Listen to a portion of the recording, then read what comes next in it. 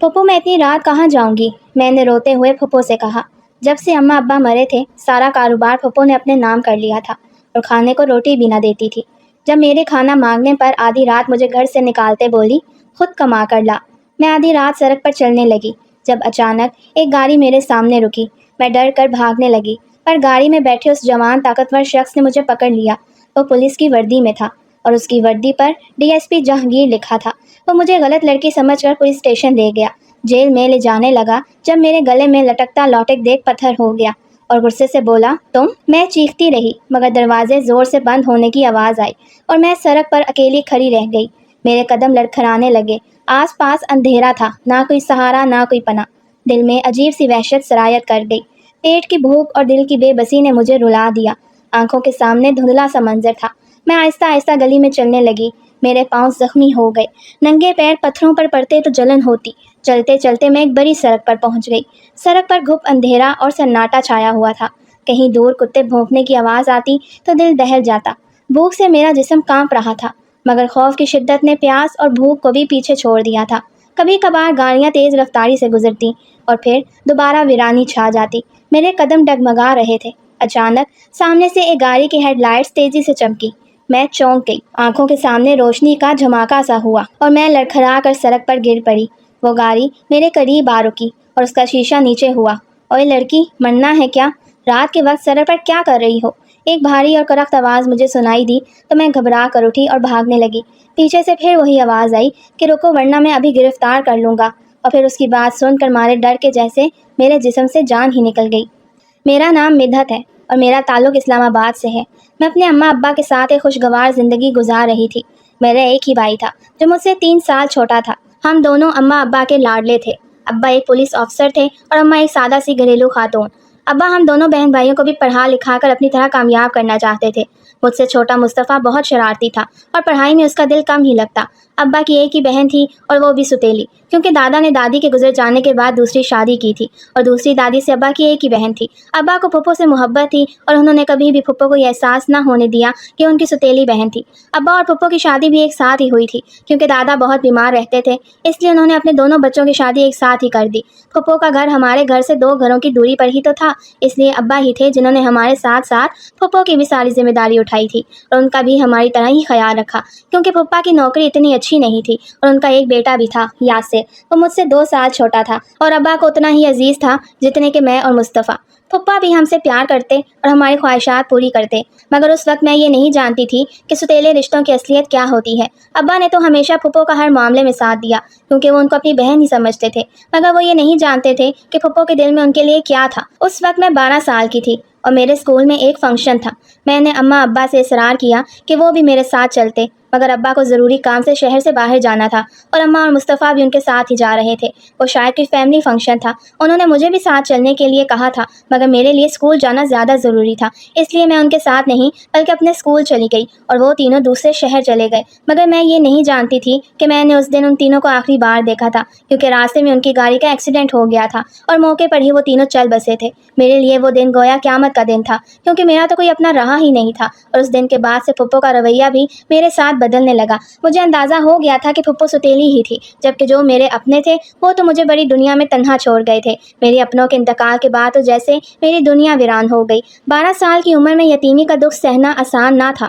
پھپھو اور پھپھا جو کبھی ابا کی محبت میں مجھے اپنی اولاد کی طرح رکھتے، اب ان کا رویہ بھی آہستہ آہستہ بدلنے لگا۔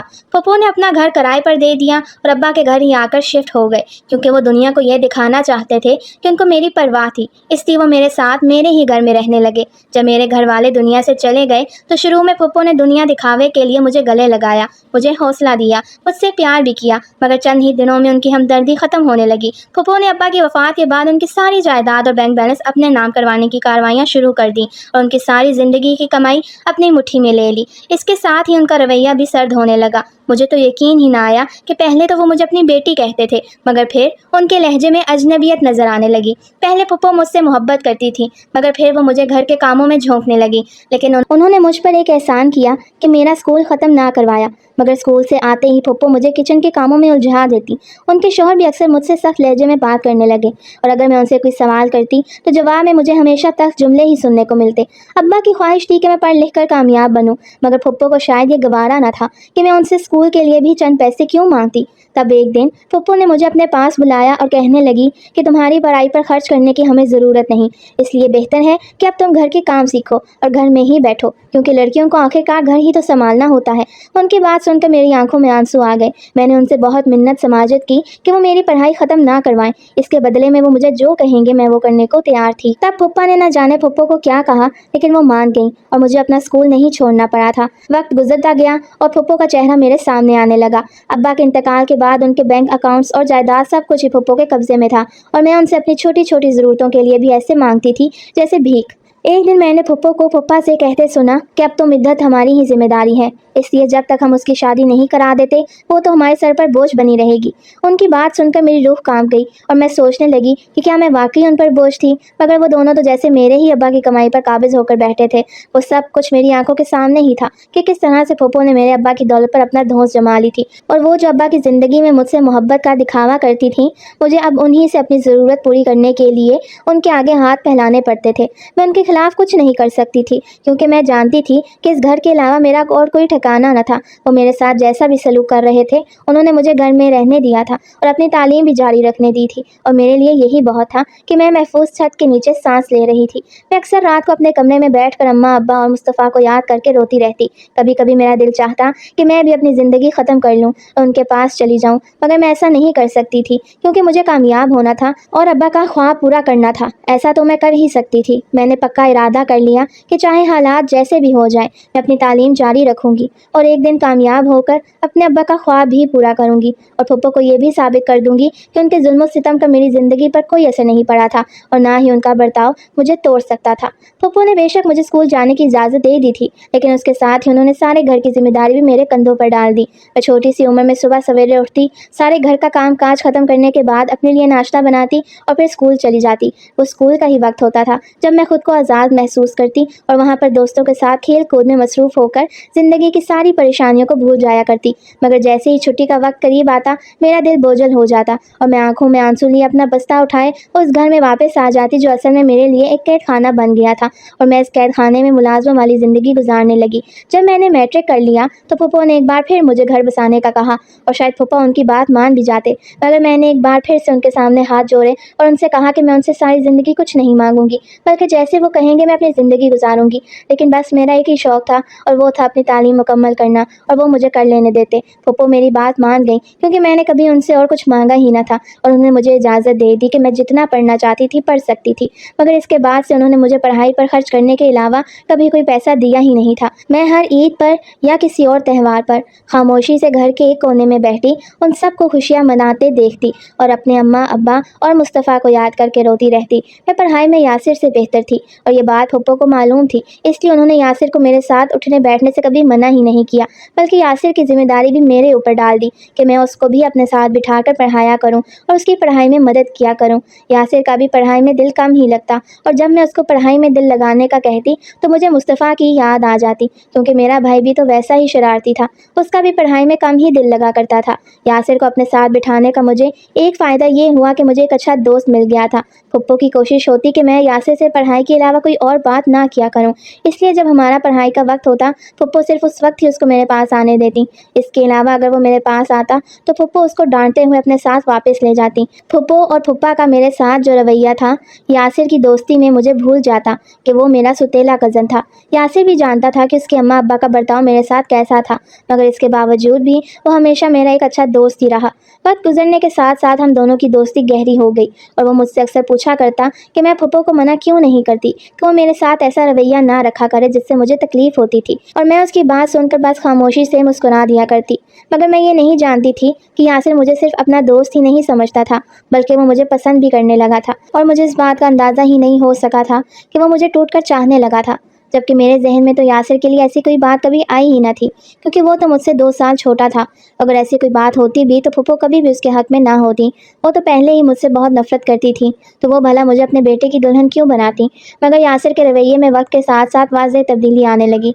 वो मुझसे ज़्यादा देर तक बातें करने लगा। एक दिन उसकी बात सुनकर मेरे हाथ पाँव फूल गए, जब उसने मुझे बिला झिझक कह दिया था कि मिधत, मैं तुम्हें पसंद करता हूँ। میں تو حیران رہ گئی۔ میں نے اسے سختی سے سمجھایا بھی تھا کہ وہ ایسی باتیں نہ کرے، کیونکہ جو وہ سوچ رہا تھا وہ ممکن نہیں تھا، مگر یاسر نے بھی ضد ہی پکڑ لی۔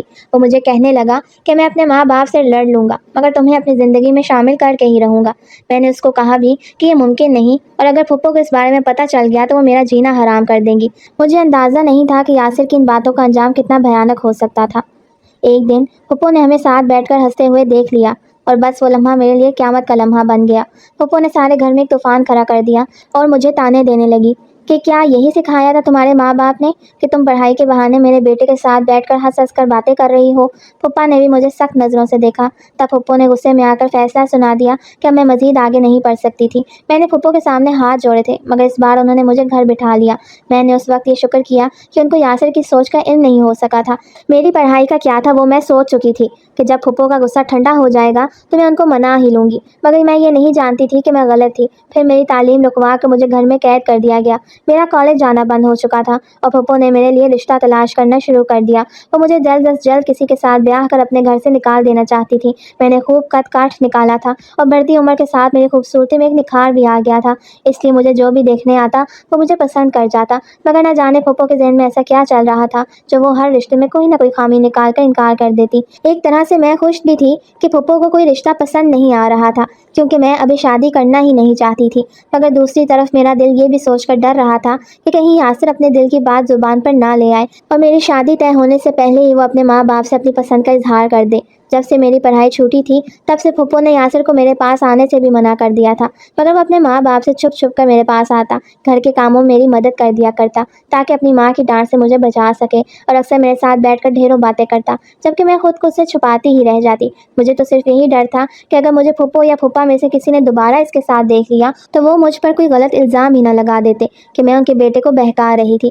میری زندگی تو پہلے ہی بہت مشکل ہو چکی تھی، مگر یاسر تھا کہ وہ میری کوئی بات سنتا ہی نہ تھا۔ ایک روز میں نے پھپھو کو پھوپھا سے یہ کہتے ہوئے سن لیا کہ وہ مجھے کسی ایسے انسان کے ساتھ رخصت کرنا چاہتے تھے جو صرف مجھے ہی قبول کرنے کے لیے تیار ہوتا، کیونکہ وہ مجھے جہیز کے نام پر ایک پیسہ بھی نہیں دینا چاہتے تھے۔ تب مجھے سمجھ آ گیا کہ آخر پھپھو ہر رشتے میں کوئی نہ کوئی خامی کیوں نکال رہی تھی۔ پھپھو کے شوہر بھی اتنے سنگ دل اور بے حس ہو گئے کہ خود تو میرے ابا کی ساری جائیداد پر قبضہ کر کے بیٹھ گئے تھے، مگر مجھ پر ایک روپیہ بھی خرچ نہیں کرنا چاہتے تھے۔ جب سے میری پڑھائی رکی تھی تب سے پھپھو نے میری زندگی زیادہ ہی اجیرن بنا دی تھی، کیونکہ میں سارا دن گھر میں ہی رہتی تھی اور پھپھو مجھ سے سارے گھر کے کام کرواتی اور کبھی کبھار مجھے کھانے کو بھی کچھ نہ دیتی۔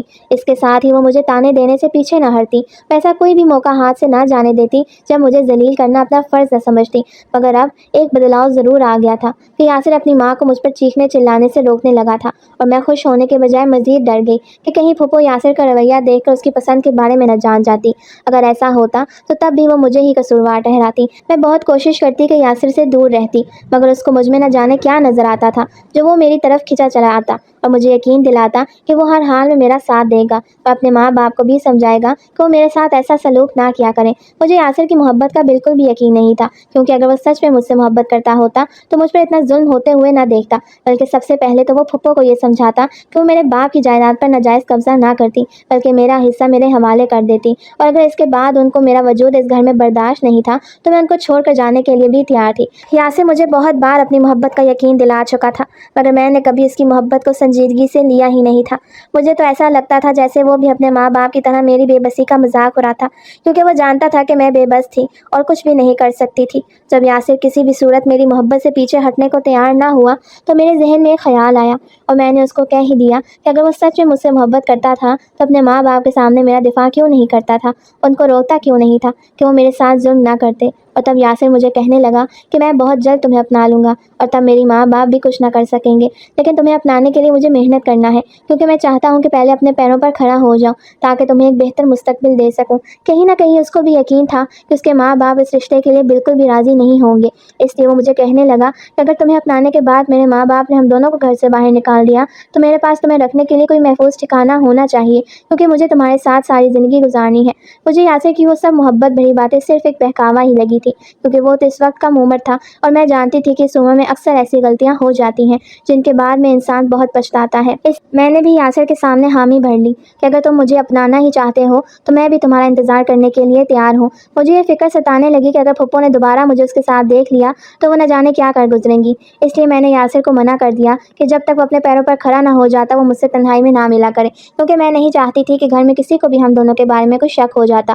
یاسر کے لیے تو مجھ سے دور رہنا بہت مشکل تھا، مگر وہ بہت مشکل سے اس شرط پر راضی ہو گیا کہ چاہے جو بھی ہو جائے میں اس کا انتظار کروں گی اور کسی بھی رشتے کے لیے ہاں نہیں کروں گی۔ میں نے اس کو یقین تو دلا دیا تھا کہ میں اس کا انتظار کروں گی اور کسی رشتے کے لیے حامی نہیں بنوں گی، مگر مجھے اپنے ہی کہے ہوئے لفظ کھوکھلے لگنے لگے تھے۔ مجھے اس سے کوئی امید تو نہ تھی اور نہ ہی میں اس کا انتظار کرنا چاہتی تھی، مگر خود کو یاسر سے دور رکھنے کا مجھے اس کے سوا کوئی اور راستہ نظر نہ آیا۔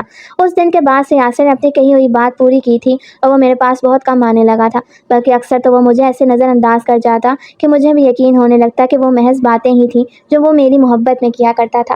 میں نے یہ سوچ کر خود کو مطمئن کر لیا کہ شاید یاسر میری دوستی کو ہی محبت سمجھ بیٹھا تھا اور وقت گزرنے کے ساتھ وہ یہ سب خود ہی بھول جائے گا۔ پھپھو کے طعنے اور برا رویہ بڑھتا ہی جا رہا تھا۔ یاسر بھی زیادہ تر گھر سے باہر رہنے لگا، کبھی وہ یونیورسٹی میں ہوتا اور کبھی دوستوں کے ساتھ وقت گزارنے کے لیے نکل جاتا۔ میں نے خود کو یہ سمجھا لیا کہ میرا اس سے کبھی کوئی تعلق نہیں تھا، مگر پھر بھی جب کبھی پھپھو مجھے برا بھلا کہتی یا کام کے بوجھ سے مجھے تھکن محسوس ہونے لگتی تو میرا دل چاہتا کہ کوئی ہوتا جو مجھے تسلی دیتا، کوئی ہوتا جو میرے درد کو درد سمجھتا، مگر میں جانتی تھی کہ میرا ایسا سوچنا فضول تھا۔ مجھے اکثر یاسر کے ساتھ بیٹھ کر باتیں کرنا، اس کے ساتھ وقت گزارنا بہت یاد آتا، مگر جب وہ میرے پاس ہوتا تھا تو مجھے پھپھو کا ڈر لگا رہتا تھا کہ کہیں وہ مجھے اپنے بیٹے کے ساتھ دیکھ کر بد کردار ہونے کا طعنہ ہی نہ دے دیں۔ مگر جب وہ مجھ سے دور ہوا تھا تو مجھے لگ رہا تھا جیسے میری زندگی ایک دم سے اندھیر ہو گئی تھی۔ ایک وہی تو تھا جو میرا سب سے اچھا دوست تھا، میرے ہر دکھ سکھ میں میرا ساتھ دیتا تھا، ایک وہی تو تھا جس کو میرا احساس تھا۔ میں بے شک اس کی محبت کا یقین نہ کر پائی تھی، مگر میں اپنے سب سے اچھے دوست کو کھو بیٹھی تھی۔ دن گزرتے جا رہے تھے اور یاسر کی یونیورسٹی کی پڑھائی ختم ہو گئی، تب تک میں بھی اس کی محبت کو اپنے دل سے نکالنے میں کامیاب ہو گئی۔ ایسا ہی ایک دن تھا جب پھپھو اپنے شوہر کو کہنے لگی کہ وہ یاسر کو ملک سے باہر بھیجنا چاہ رہی تھی تاکہ وہ باہر جا کر اچھی ڈگری لے کر آتا اور واپس پاکستان آ کر اپنا کوئی بزنس شروع کرتا۔ پھپھو کی بات سن کر میرے چلتے ہاتھ ایک دم سے رک گئے اور میں یہ سوچ کر ہی اداس ہونے لگی کہ پہلے تو یاسر میری نظروں کے سامنے رہتا تھا، مگر اب پھپھو اس کو میری نظروں سے بھی دور کر رہی تھی۔ مجھے لگا تھا کہ شاید وہ مجھ سے دور ہو جائے گا تو میرا دم گھٹ جائے گا، کیونکہ اس کا اپنی آنکھوں کے سامنے دیکھ کر میرے دل کو یہ تسلی تو رہتی ہی تھی کہ اگر کبھی پھپھو میرے ساتھ کوئی ناانصافی یا زیادتی کریں گی تو کوئی تو ہوگا جو مجھے بچا سکے گا، مگر اب تو وہ بھی دور جا رہا تھا، بہت دور۔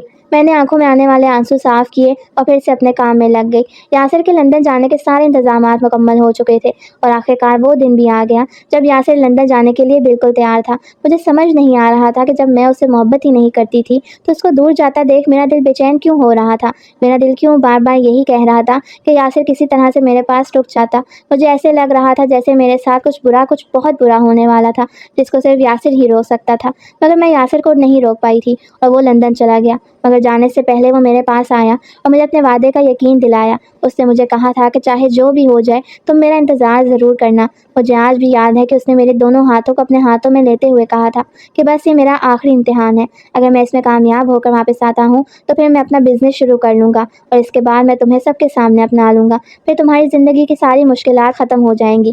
ایک لمحے کے لیے میں بھی یاسر کی محبت کا یقین کر بیٹھی اور خود کو تیار بھی کر لیا کہ چاہے جو بھی ہو جائے میں اس کا انتظار کروں گی، مگر اس کے لندن جانے کے کچھ عرصے بعد ایک بار پھر سے میں خود کو یہی سمجھانے لگی کہ جیسا یاسر سوچ رہا تھا ویسا ہونا ناممکن تھا، اس کا اور میرا ایک ہونا بالکل ناممکن تھا، کیونکہ پھپھو اس رشتے کے لیے کبھی راضی ہونے ہی نہیں والی تھی اور یاسر ایسا لڑکا نہیں تھا جو میری خاطر اپنے ماں باپ کو چھوڑ دیتا۔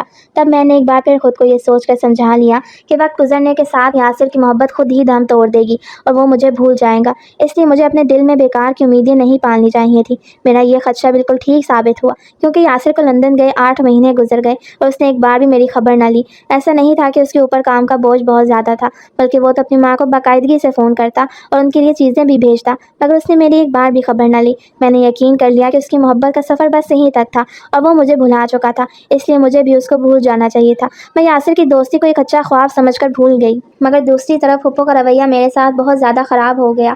وہ خود سارا دن اپنی دوستوں کے ساتھ گھومتی پھرتی رہتی، لیکن مجھے گھر میں قید کر جاتی کہ میں سارے گھر کے کام کروں اور مجھے کھانے کو بھی کچھ نہ دیتی۔ میں اس کھانے کو دیکھ کر منہ میں پانی بھر کر رہ جاتی جو میں خود ہی بناتی تھی۔ جب میری بھوک سے بیاس ہو جاتی تو میں کھانا بناتے ہوئے ہی اس میں سے تھوڑا سا نکال کر چھپا لیتی اور رات کو چھپ کر کھا لیتی، کیونکہ مجھ میں اتنی ہمت ہی نہ رہی تھی کہ میں خالی پیٹ پھپھو کے سارے کام بھی کرتی، ان کی کڑوی کسیری باتیں بھی سنتی۔ اور شاید پھپھو کو اندازہ ہو گیا تھا کہ میں ان سے کھانا چھپانے لگی تھی، تبھی انہوں نے مجھ سے کھانا پکانے کی ذمہ داری چھین لی اور باقی گھر کے سارے کام میرے ذمہ لگا دیے، اور کچن کو بھی ہر وقت تالا لگا کر رکھنے لگی۔ خود وہ دن میں طرح طرح کے کھانے بنا کر کھاتی اور مجھے ایک سوکھی روٹی دے دیتی جیسے میں ان کی پالتو بلی تھی، مگر میں وہ بھی صبر شکر کر کے کھا لیتی۔ لیکن ایک سوکھی روٹی میرے سارے دن کی بھوک کو مٹانے کے لیے کافی نہ ہوتی، تب میں بیمار ہونے لگی۔ ایسی ہی ایک رات تھی جب میرے پیٹ میں بھوک کے انگارے دہک رہے تھے، میرا جسم بھوکے رہنے سے ہڈیوں کا ڈھانچہ بنتا جا رہا تھا۔ تب میں نے ہمت کر کے کمرے سے باہر قدم رکھا اور پھپھو کے کمرے کے دروازے پر آہستہ سے دستک دی۔ میرا دل دھڑک رہا تھا جیسے میں کوئی بڑا گناہ کرنے جا رہی تھی۔ جب پھپھو کا غصے سے بڑا چہرہ میرے سامنے آیا تو میں نے ہچکچاتے ہوئے نظریں جھکا لیں اور پھر ان کو کہنے لگی کہ پھپھو، مجھے بھوک لگی ہے، پلیز مجھے کچھ کھانے کو دے دیں۔ میرا یہ سوال جیسے ان کے غرور پر کاری ضرب لگا گیا تھا۔ تبھی وہ کہنے لگی کہ تمہاری یہ جرأت کہ رات کو میرے کمرے کے دروازے پر آ کر کھانے کی بھیک مانگو۔ میں نے کہا تھا نا تمہارے لیے ایک روٹی ہی کافی ہے، مگر اس رات اگر مجھے کچھ اور کھانے کو نہ ملتا تو شاید میں مر ہی جاتی۔ پھپھو، ایک روٹی سے میرا پیٹ نہیں بھرتا، خدا کے لیے مجھے مت ستائیں، میں آپ کے سارے کام کرتی ہوں، بس تھوڑا سا کھانا دے دیں۔ یہ کہنا تھا کہ پھپھو کے صبر کا پیمانہ جیسے چھلک گیا۔ انہوں نے مجھے بالوں سے پکڑ کر گھسیٹنا ہی شروع کر دیا اور ساتھ کہنے لگی کہ نکل جاؤ میرے گھر سے ابھی کے ابھی، میں تمہیں اپنے گھر میں ایک دن بھی اور برداشت نہیں کر سکتی۔ بھوک لگی ہے نا تو سڑکوں پر جا کے مانگ لینا۔ میں زمین پر گر گئی، آنکھوں سے آنسو بہہ نکلے، لیکن پھپھو نے میرا ہاتھ پکڑ کر گھسیٹتے ہوئے دروازے سے باہر نکال دیا۔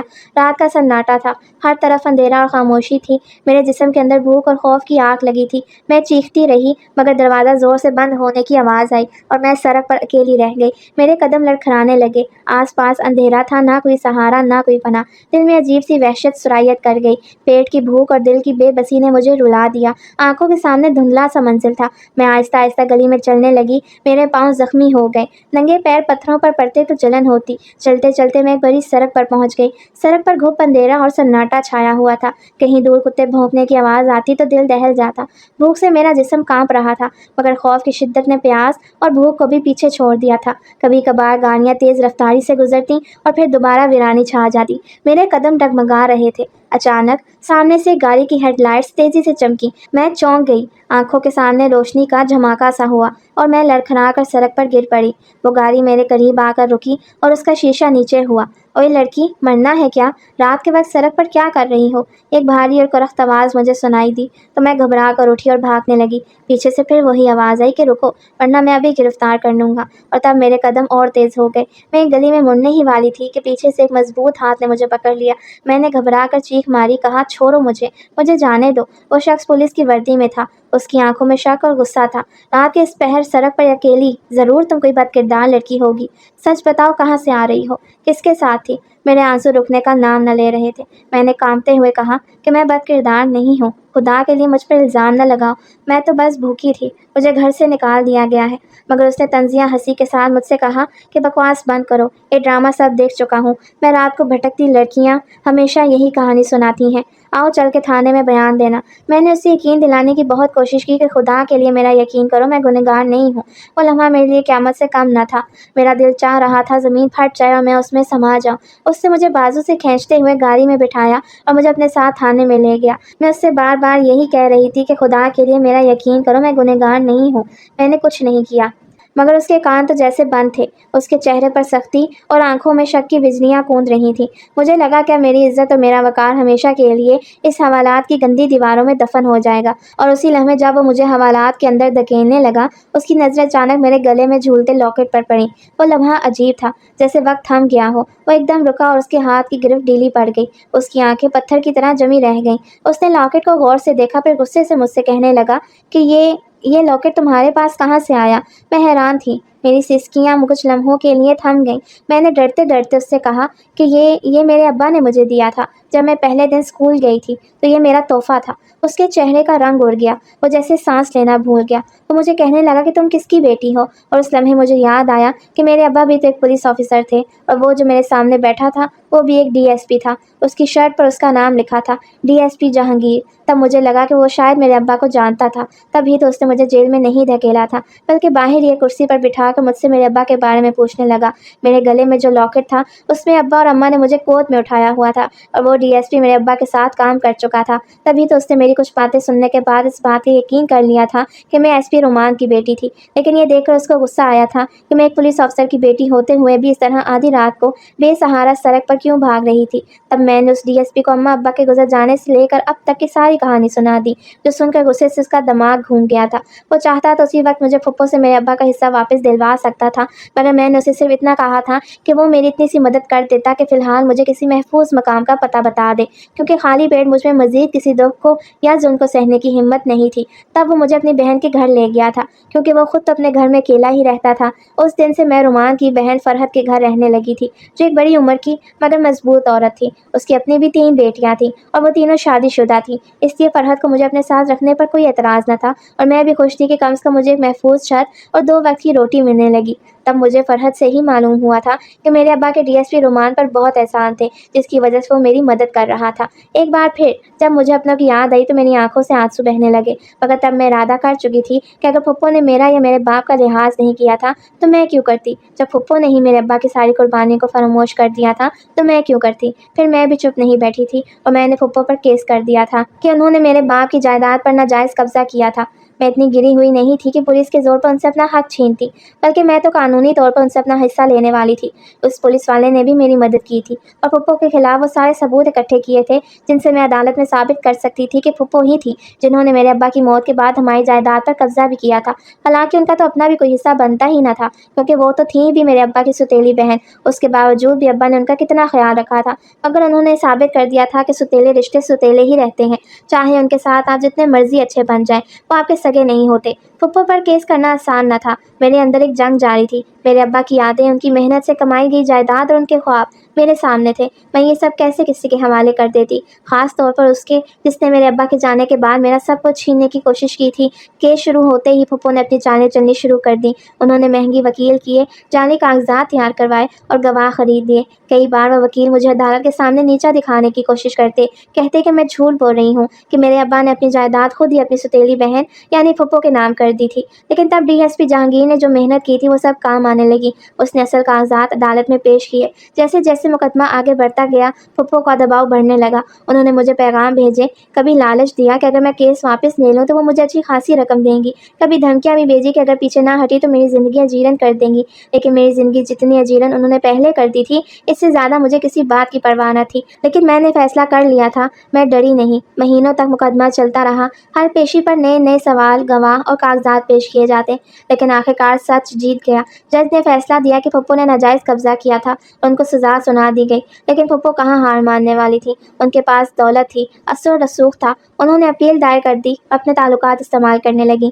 کئی بار تو مجھے لگتا کہ اب فیصلہ بدل جائے گا، اور تب میری زندگی میں وہ موڑ آیا جس کا میں نے کبھی تصور بھی نہیں کیا تھا۔ ایک دن یاسر لندن سے واپس آ گیا، اور جب اسے اس سارے کیس کے بارے میں علم ہوا تو بجائے اپنی ماں کا ساتھ دینے کے وہ بھی میرے ساتھ ہی کھڑا تھا، کیونکہ وہ جانتا تھا کہ اس کی ماں نے مجھ پر کتنے ظلم ڈھائے تھے۔ ڈی ایس پی جہانگیر تو میرے ساتھ تھا، مگر یاسر کے ساتھ ہونے سے مجھے جو حوصلہ اور ہمت ملی وہ میں لفظوں میں بیان نہیں کر سکتی۔ جب یاسر بھری عدالت میں میرے ساتھ کھڑا اپنی ہی ماں کے خلاف گواہی دینے لگا، مجھے اسی دن معلوم ہو گیا کہ اب مجھے وہ کیس جیتنے سے کوئی نہیں روک سکتا تھا۔ لیکن اگر میں وہ کیس ہار بھی جاتی تو مجھے دکھ نہ ہوتا، کیونکہ میں یاسر کو تو جیت ہی چکی تھی، اور وہ میری سب سے بڑی فتح تھی۔ جب یاسر میرا ہاتھ تھامے عدالت سے باہر نکلا تو میں نے پھپھو کی آنکھوں میں اپنے لیے سلگتی نفرت دیکھ لی تھی، مگر پھر مجھے کسی بات کی پرواہ نہ تھی۔ مجھے خوشی تھی تو اس بات کی کہ یاسر اپنی زبان کا پکا تھا، اگر اس نے مجھ سے محبت کی تھی تو اسے ثابت بھی کیا تھا۔ تب یاسر نے مجھے اپنے سامنے کیا تھا اور مجھ سے شکوہ کرنے لگا کہ جب میں نے تمہیں کہا تھا کہ ہر حال میں میرا انتظار کرنا تو تم نے مجھ پر بھروسہ کیوں نہیں کیا؟ اگر تم مجھے ایک بار بھی بتا دیتی کہ میرے جانے کے بعد میری ماں نے تمہیں گھر سے نکال دیا تو میں تمہارے لیے بھاگا چلا آتا۔ اور میں نے اس کی بات سن کر نظریں جھکا لی تھی۔ آخر میں اسے کیسے کہہ سکتی تھی کہ مجھے اس کی محبت محض وقت گزاری لگی تھی۔ لیکن اس دن ہم دونوں نے کورٹ میرج کر لی، اور یاسر نے اپنے ماں باپ کو واپس ان کے اسی گھر میں بھیج دیا جسے وہ کرائے پر دے آئے تھے، اور خود وہ میرے ساتھ ہی رہنے لگا۔